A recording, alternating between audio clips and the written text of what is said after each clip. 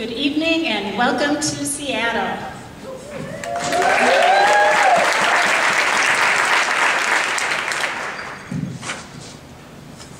It is an honor and a privilege to have the opportunity to speak to you tonight.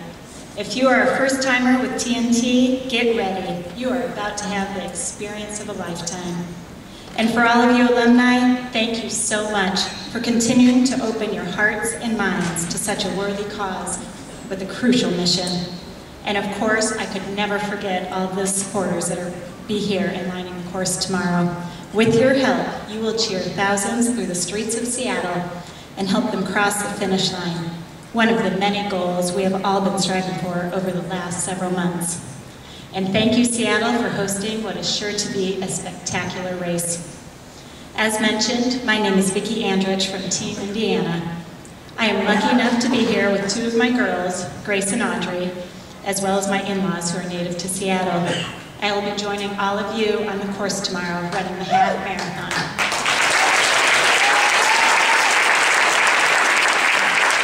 My husband Todd and I have a 5-year-old little boy.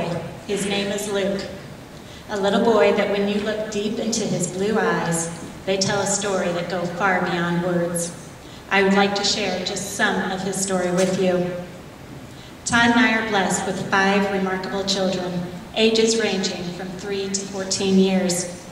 Our strong faith and unconditional love for one another has kept us tightly connected from the beginning of time. We led what used to be a somewhat normal, busy, some may call a bit chaotic life, and loving every second of it.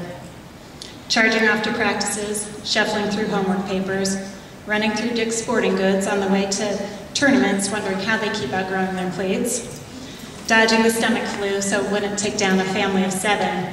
You get the picture. This was all in a typical day of what we call normal. Then, on May 15, 2007, all of that changed.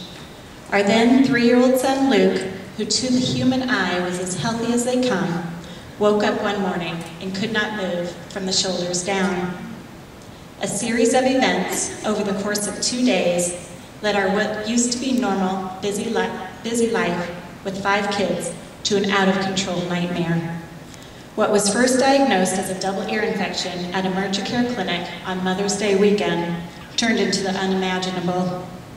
In a whirlwind of activity, our family doctor sent us to Riley Children's Hospital in Indianapolis. He thought Luke was exhibiting signs of an infection in his hip joint. Unusual, but not unheard of. An MRI is sure to clear all of this up, I thought. Just 2 days ago, he was running around a happy, healthy 3-year-old. What in the world was happening? The ride to the hospital was horrific. Luke's pain had intensified to the point of him being able to only shift his eyes from side to side. With every turn of the car, he would fall over, screaming in pain. While Todd was at home, getting kids off the bus and doing his best to calm his own fears, I was traveling in an unknown territory with my baby boy in indescribable pain. I finally found myself at Riley Hospital, only to realize Todd was called a short while later by the nurses to be by our side. The tone carried by the doctors and nurses became heavy, the look in their eyes frightening. My sense of panic began to grow out of control. I found myself running, screaming outside of the hospital, pleading to God, what is happening? What is happening to my little boy? Please, God, please help us. All of a sudden, an infection in his hip joint seemed like a remote and distant worry. We were looking at something much bigger. My gut knew it. In a whirlwind of activity, Luke underwent test after test, CT scans, an MRI without sedation, bone marrow biopsies, a horrific 24 hours of the unknown. Then the news, Luke has cancer, Luke has leukemia. I remember looking across the table to find my husband, to find the reassurance that this was all a horrible mistake. But when I looked at him and visually watched the color drain from his face, I knew this wasn't a horrible nightmare I was going to wake up from. We were immediately thrown into a world of medical terms, conditions, risks, side effects, blood counts, medications, and treatments. I remember days after Luke was diagnosed and still inpatient at Riley, my sweet, intuitive little boy looked at me and asked why I didn't like his doctors. I assured him I loved his doctors and he was receiving the best medical care, and what on earth gave him that idea? He replied, "You always cry when they leave the room, Mama." It did not take us long to figure out how we needed to face this battle. After telling our older children of Luke's diagnosis, we knew as a family we needed to pick ourselves back up, brush ourselves off, embrace one another, and take this thing on. Luke needed us.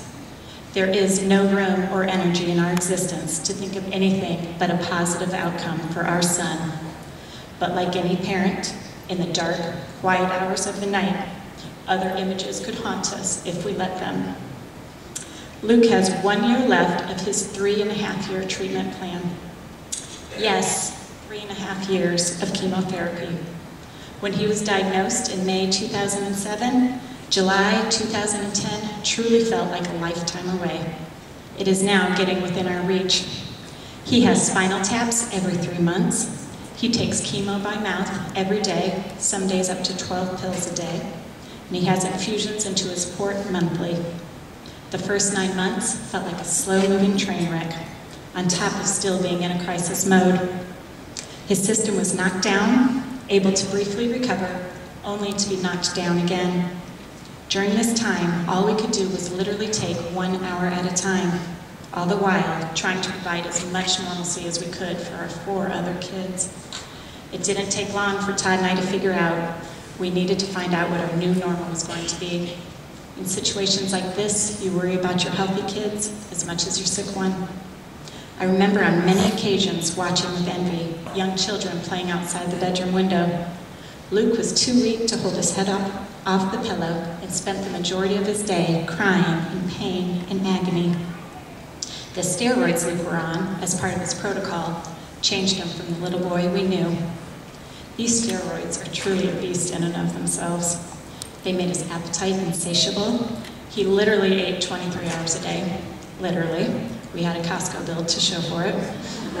Our teenage son would try to keep up with him, bite for bite, but could only last a few hours.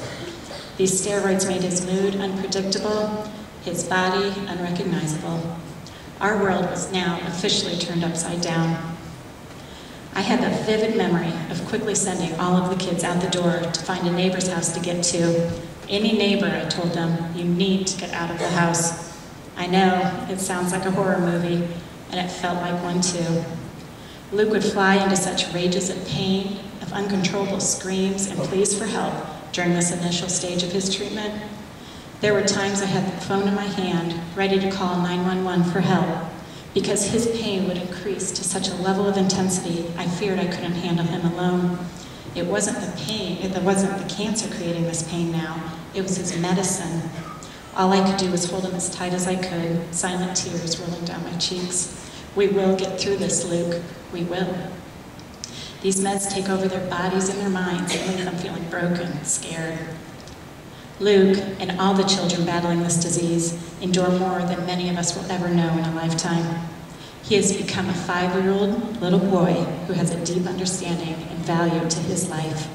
The conversations I have shared with Luke about life, the whys and the hows leave me breathless. One of the more challenging emotions to learn to balance as a parent is that this is Luke's normal. He doesn't know his life to be any different. He has had 2 bone marrow biopsies, several MRIs without sedation, 17 spinal taps, 49 accesses to his port, and countless, and I do say countless, CT scans. By the time he has completed his treatment, July 2010, if I haven't said that already, over half of his life will be spent on chemotherapy. Yes, a challenging emotion, but this is his normal.